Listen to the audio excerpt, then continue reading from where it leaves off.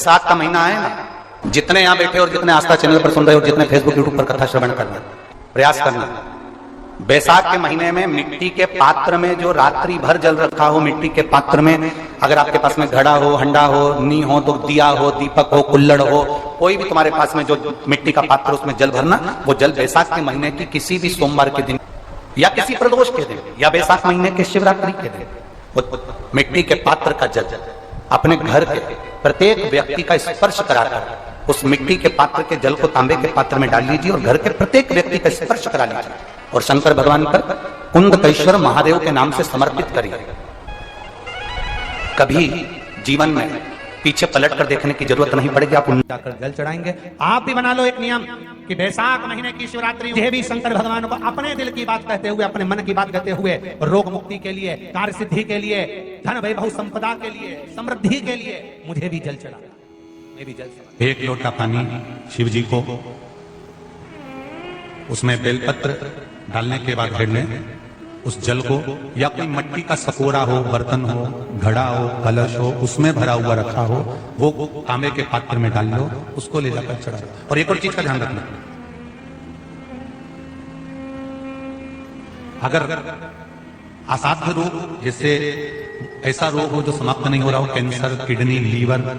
या किसी का डायलिसिस चल रहा हो, या लीवर काम नहीं कर रहा हो, या शरीर की कोई हड्डी जुड़ नहीं रही हो, तो जो जल शिव जी को लोग चढ़ा रहे हैं वो जल को आचमन कर लेना है। और आचमन शंकर भगवान की छोटी बेटी अशोक सुंदरी के नाम से करना, उसका केवल अशोक सुंदरी के नाम से। और शंकर भगवान की सबसे छोटी लड़की अशोक सुंदरी नंदनवन में पैदा हुई, जन्म ली, नंदनवन में जन्म लिया। नंदनवन मतलब काशी। घर के छोटे बच्चों को भी बोलो, बड़ों को भी बोलो, बुजुर्गों को भी बोलो, चलो एक लोटा पानी चढ़ा के आते हैं, चलो। अगर कैंसर का रोग है या किडनी या लीवर या बुखार, पेट से जुड़ा हुआ, सिर से जुड़ा हुआ, कंधे से जुड़ा हुआ या घुटने से जुड़ा हुआ, या रीढ़ की हड्डी में कहीं पानी भरा गया हो, या कमर झुक रही हो, कोई भी रोग उधर से लेकर शरीर के अंदर नहीं भागता है और वो बेकार होगा, तो बैसाख का महीना चल रहा है। राकेश देवी जी, बैसाख का महीना चल रहा है। बैसाख के महीने की शिवरात्रि के दिन, बैसाख के महीने की जो शिवरात्रि आई है, हर महीने शिवरात्रि आती है, तो बैसाख की जो शिवरात्रि है, इस शिवरात्रि के दिन सुबह 8 बजे से लेकर 11 बजे के बीच में एक लोटा पानी, उसमें थोड़ा सा बेल का फल मिल जाए, उस फल का थोड़ा सा भाग, या तो बेल का फल का अगर छिलका मिल जाए तो उसमें पानी भरकर तांबे के लोटे में डाल लो, या बेल का फल नहीं मिले तो बेलपत्री को लेके उसमें डुबो दो और डुबो के बेलपत्री को बाहर निकाल दो। वो पानी भगवान शंकर को शिवरात्रि के दिन, बैसाख महीने की जो शिवरात्रि है, बैसाख के महीने में प्रत्येक महीने शिवरात्रि आती है, बैसाख के महीने की शिवरात्रि के दिन सुबह 8 बजे से लेकर 11 बजे के बीच में शंकर भगवान को अपना रोग और बीमारी को लेकर शंकर भगवान को जल समर्पित कर जाओ। बाबा पर विश्वास रखकर चढ़ाना, धीरे धीरे ठीक हो जाओ। शिव से भगवान शिव की सुबह के समय जाता है। और अगर बेलपत्री का पानी नहीं मिले तो मिट्टी के पात्र का पानी, आपको कथा में कहा है, मिट्टी के पात्र का पानी वो भी शंकर भगवान को समर्पित कर सकते हैं। जल बैसाख के महीने में शंकर पर शीतल जल समर्पित कर देने से शरीर के रोग समाप्त हो जाते हैं और रोग टिकता नहीं। और अगर शीतल जल का दर्शन करना हो तो कभी महाकालेश्वर अभियान, कभी आप लोग लाइव दर्शन करते हो महाकाल के, तो महाकाल के दर्शन करेंगे तो बैसाख महीने में 5-5 घड़े मिट्टी के महाकाल राजा के ऊपर बांध दिए जाते हैं जल चढ़ाने के लिए। कभी आप लोग चकलेश्वर महादेव जाए, मथुरा वृंदावन में गिराकी की परिक्रमा, चकलेश्वर महादेव पे 5-5 मिट्टी के घड़े शिव जी के ऊपर बांध दिए जाते हैं। कभी काशी जाए तो वहां पर मिट्टी का घड़ा शिव जी के ऊपर रख दिया जाता है। क्यों? क्योंकि वो मिट्टी के पात्र का जल जब बैसाख के महीने में शिव पर गिरता है तो जो उस जल को समर्पित करता है वो रोग से मुक्त हो जाता है, बड़ी बीमारी में घिरता नहीं। जयंत ब्राह्मण के मुख से श्रवण कर लिया था कि बैसाख महीने में अगर शिवरात्रि पड़े और उस शिवरात्रि पर एक कलश का पात्र, लोटा तांबे का या मिट्टी में रखा हुआ जल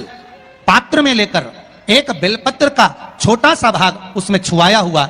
और फिर निवेदन कर रहा हूं अगर बेलपत्र उस दिन नहीं मिले तो पात्र लेकर चले जाना मंदिर में। मंदिर में शंकर जी पे तो बेलपत्र चढ़ी होगी ना,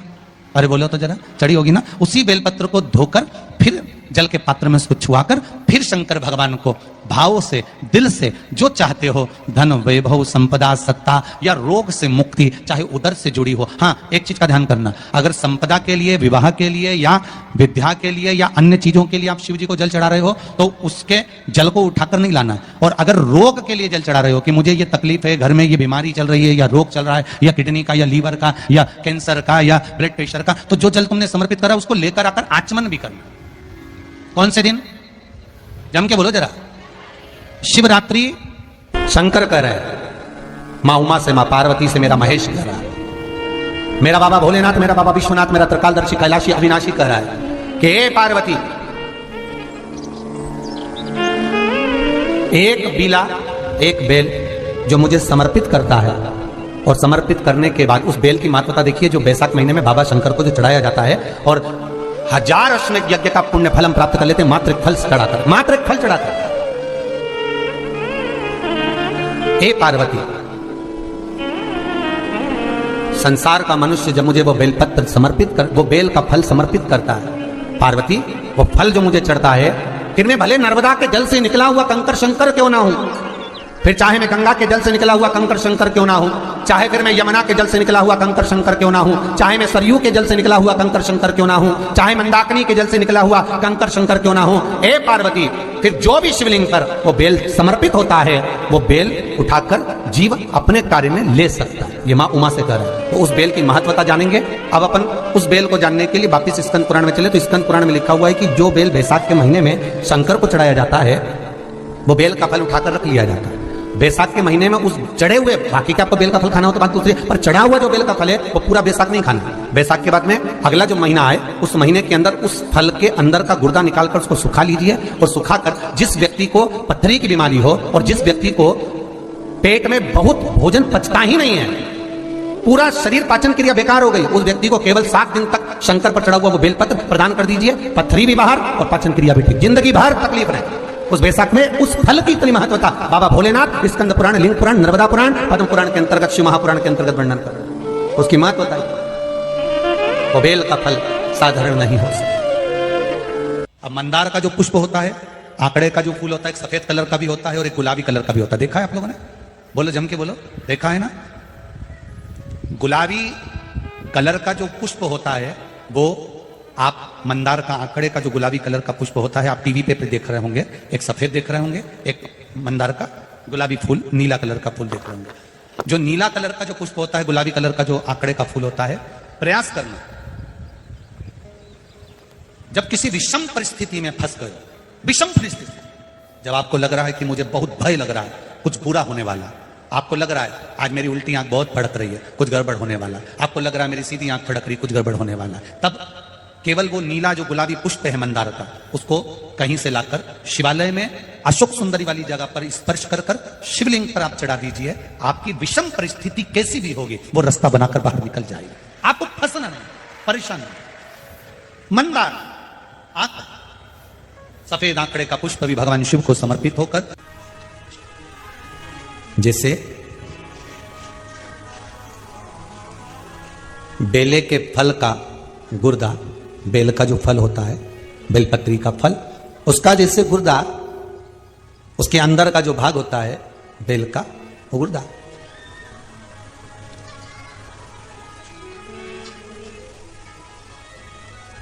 उसको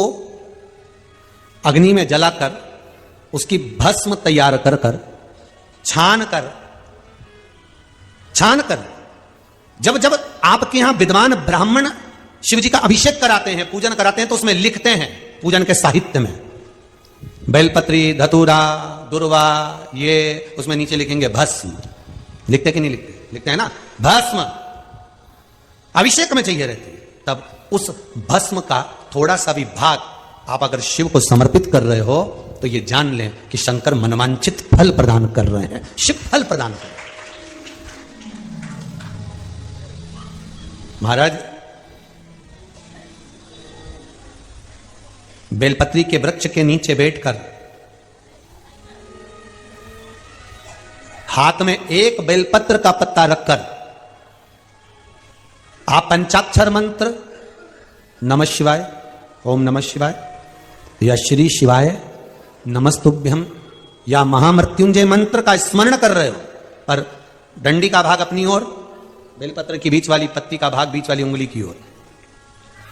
रखकर अगर आप स्मरण कर रहे हैं और अपनी कामना कर कर बेलपत्री के वृक्ष के नीचे बैठकर उस पत्ते को सम्मुख रखकर बाबा से विनय कर कर एकांत में उस बेलपत्री के वृक्ष की छांव में, बेलपत्री के वृक्ष की छांव आप कामना कर कर उस पत्ते को शंकर भगवान के ऊपर समर्पित कर रहे हैं, तो ये जानकर रखें कि पार्वती और शिव का मिलन करवा रहे हैं और अपनी मनवांछित फल कामना पूर्ण करवा रहे हैं। क्योंकि शिव और पार्वती का जब मिलन होता है, शंकर पार्वती जब एक दूसरे के सम्मुख में होते हैं, शिव और पार्वती जब एक दूसरे के सामने अपने बच्चों के कारण एक दूसरे के सम्मुख में आते हैं, तो उनके चेहरे पर प्रसन्नता का भाव आ जाता है। तो फल, मनवांछित फल की कामना आप जिस कामना के लिए कर रहे हो, विवाह के लिए, नौकरी के लिए, सर्विस के लिए, व्यापार के लिए, रोग मुक्ति के लिए, आप जिस कामना से कर रहे हो। ईश्वर महादेव, जो व्यक्ति पथभ्रष्ट हो जाए, जैसे मदिरा के नशे में पड़ गया, कहीं जुए में पड़ गया, कहीं मांसाहार में पड़ गया, कहीं व्यसन में पड़ गया, कहीं गलत काम में अगर कोई जा रहा है, तो श्रम्भेश्वर महादेव के नाम से काली तिल भगवान शिव को समर्पित करी जाती है। महाराज काली तिल को वापस उठाकर ले आते हैं। उसी काली तिल को जो मदिरा का नशा करने वाला होता है या जो गलत व्यसन में डूबा हुआ होता है, उसको वो सुबह के समय अगर नहीं खाता तो भोजन के साथ उसको दिया जाए। श्रम्भेश्वर महादेव, एक बेलपत्री का भी बहुत अच्छा प्रयोग है श्रम्भेश्वर महादेव का, मदिरा पीने वालों के लिए, मांसाहार, व्यसन में, जुए में, वेश्यावृत्ति में, पर नारी में, गलत जगह पर जो डूबे रहते हैं उनके लिए। पहले की कथा में इसका वर्णन किया है बेलपत्री का। श्रम्भेश्वर महादेव, एक बार सब बोलेंगे, कौन से महादेव? श्रम्भेश्वर महादेव। फिर जम के बोल लो एक बार, श्रम्भेश्वर महादेव। जब हमारे घर में क्रोध बढ़ता है या कोई गलत कार्य में जाने लगता है, तो श्रम्भेश्वर महादेव का हमें शरणागति लेना चाहिए, श्रम्भेश्वर महादेव का पूजन करना चालू कर देना चाहिए। कई लोग कहते हैं महाराज जी श्रम्भेश्वर महादेव का मंदिर कहाँ मिलेगा, हम कहाँ पूजन करने जाए? कहीं नहीं जाना, तुम्हारे घर के पास में जो शंकर जी का मंदिर है वहीं जाओ, उसी देवालय में, उसी मंदिर में जाओ, श्रम्भेश्वर महादेव के नाम से जल चढ़ाना प्रारंभ करेंगे। वो जल जो गलत संगत में पड़ा हुआ है उसका आचमन कराना प्रारंभ करेंगे, अपने आप उसकी धीरे धीरे बुद्धि सुधरना प्रारंभ हो जाएगी। ऐसा श्रम्भेश्वर महादेव का।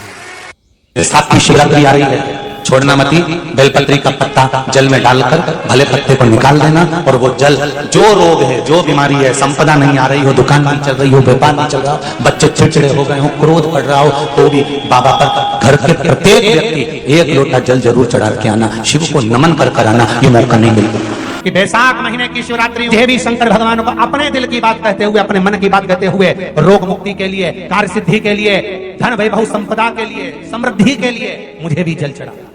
मैं भी जल चढ़ा। एक लोटा पानी शिव जी को, उसमें बेलपत्र डालने के बाद घेर लें उस जल को, या कोई मिट्टी का सकोरा हो, बर्तन हो, घड़ा हो, कलश हो, उसमें भरा हुआ रखा हो, वो तांबे के पात्र में डाल लो, उसको ले जाकर चढ़ा दो। और एक और चीज का ध्यान रखना, अगर असाध्य रोग, जैसे ऐसा रोग हो जो समाप्त नहीं हो रहा हो, कैंसर, किडनी, लीवर, या किसी का डायलिसिस चल रहा हो, या लीवर काम नहीं कर रहा हो, या शरीर की कोई हड्डी जुड़ नहीं रही हो, तो जो जल शिव जी को लोग चढ़ा रहे हैं वो जल को आचमन कर लेना। और आचमन शंकर भगवान की छोटी बेटी अशोक सुंदरी के नाम से कर, उसका आचमन केवल अशोक सुंदरी के नाम से। और शंकर भगवान की सबसे छोटी लड़की अशोक सुंदरी पैदा हुई, जन्म नंदनवन में जन्म। नंदनवन मतलब काशी। घर के छोटे बच्चों को भी बोलो, बड़ों को भी बोलो, बुजुर्गों को भी बोलो, चलो एक लोटा पानी चढ़ा के आते हैं, चलो। अगर कैंसर का रोग है, या किडनी, या लीवर, या बुखार, पेट से जुड़ा हुआ, सिर से जुड़ा हुआ, कंधे से जुड़ा हुआ, या घुटने से जुड़ा हुआ, या रीढ़ की हड्डी में कहीं पानी भरा गया हो, या कमर झुक रही हो, कोई भी रोग उधर से लेकर शरीर के अंदर ही भागता है और वो बेकार होगा। तो बैसाख का महीना चल रहा है राकेश देवी जी, बैसाख का महीना चल रहा है। बैसाख के महीने की शिवरात्रि के दिन, बैसाख के महीने की जो शिवरात्रि आई है, हर महीने शिवरात्रि आती है, तो बैसाख की जो शिवरात्रि है, इस शिवरात्रि के दिन सुबह 8 बजे से 11 बजे के बीच में एक लोटा पानी उसमें थोड़ा सा बेल का फल मिल जाए, उस फल का थोड़ा सा भाग, या तो बेल का फल का अगर छिलका मिल जाए तो उसमें पानी भरकर तांबे के लोटे में डाल दो, या बेल का फल नहीं मिले तो बेलपत्री को लेके उसमें डुबो दो और डुबो के बेलपत्री को बाहर निकाल दो। वो पानी भगवान शंकर को शिवरात्रि के दिन, बैसाख महीने की जो शिवरात्रि है, बैसाख के महीने में प्रत्येक महीने शिवरात्रि आती है, बैसाख के महीने की शिवरात्रि के दिन सुबह 8 बजे से लेकर 11 बजे के बीच में शंकर भगवान को अपना रोग और बीमारी, शंकर भगवान को जल समर्पित कर रहा बाबा पर विश्वास रखकर चलना भगवान शिव की सुबह के समय जाकर। और अगर बेलपत्री का पानी नहीं मिले तो मिट्टी के पात्र का पानी, आपको कथा में कहा मिट्टी के पात्र का पानी, वो भी शंकर भगवान को समर्पित कर सकते। जल बैसाख के महीने में शंकर पर शीतल जल समर्पित कर देने से शरीर के रोग समाप्त हो जाते हैं, वो रोग दिखता नहीं। शीतल,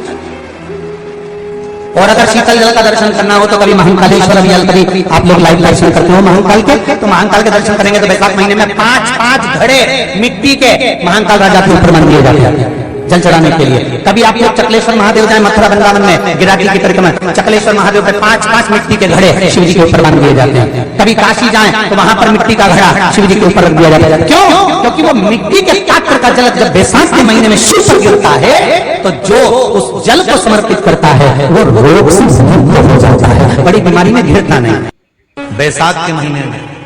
सत्तू जरूर खाओ, और सत्तू चाइना से नहीं आएगा,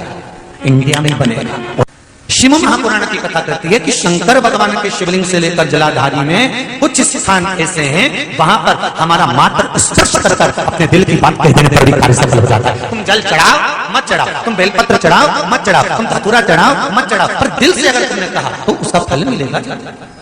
सत्तू 12 महीने खाओ मत खाओ,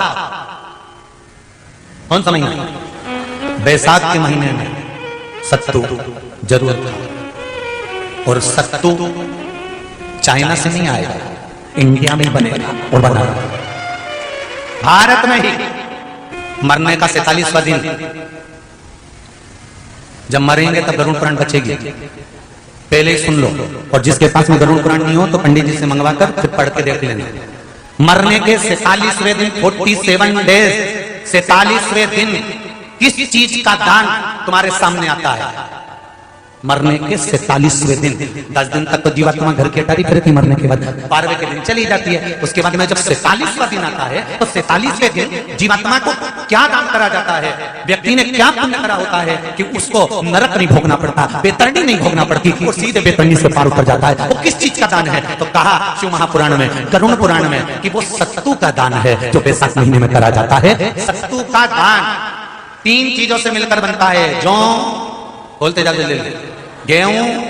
चना, ये 3 चीज से मिलकर बनता है। इसमें जो बारीक बारीक कण होते हैं, जितने जितने 3 चीज के मिले हुए बारीक बारीक कण होते हैं, ये जब दान किया जाता है सत्तू का, तब ये बेतरनी करने के लिए 47वें दिन इस जीवात्मा ने अगर सत्तू का दान करा होता है या सत्तू का सेवन बैसाख के महीने में करा होता है, उसको बेतरनी नहीं भोगना पड़ती, डायरेक्ट सीधे रतलाम उज्जैन से डायरेक्ट। मैंने भी तो ये पूछा किस किस क्या बनता है, मैं अभी थोड़ी ना कि अभी बन गया। बैसाख में बनता तो होगा। पहले गांव के लोग तीरथ करने जाते थे, गांव का लोग जब तीरथ करने जाता था कोई सामान नहीं लिया, सत्तू बांधी पोटली में धरा यूं और पानी में घोलिया और नमक डालिया या शक्कर या गुड़ घोल के और पी के वही चले। आज के अब जब सैनिक युद्ध करने जाता है, थक जाता है, बहुत थकान हो जाती है, जब उससे देखा जाता है